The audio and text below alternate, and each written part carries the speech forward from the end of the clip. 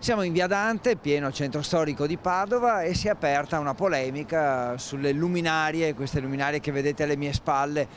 Sono arrivate segnalazioni che dicono che sono accese anche durante il giorno e che quindi questo può essere considerato uno spreco. In effetti sono le 11 del mattino e le luci sono tutte belle accese. Va detto che sono luci installate dai negozianti, dai commercianti della strada, quindi che insomma a rigor di logica possono fare quello che vogliono e tenerle anche accese, però in tema di caro bollette, insomma, che è uno dei temi principali di questo periodo, è intervenuta anche l'amministrazione comunale che ha chiesto ai gestori di queste luminarie di spegnerle durante il giorno, anche perché lo stesso comune invece ha ridotto l'orario di accensione delle luci in centro, si spengono infatti alle 24 proprio per risparmiare un po'. Non sono luminarie che consumano molto queste perché sono comunque luci a LED, però insomma in tema generale di messaggi alla cittadinanza in effetti vederle accese alle 11 del mattino può essere considerato un po' eccessivo.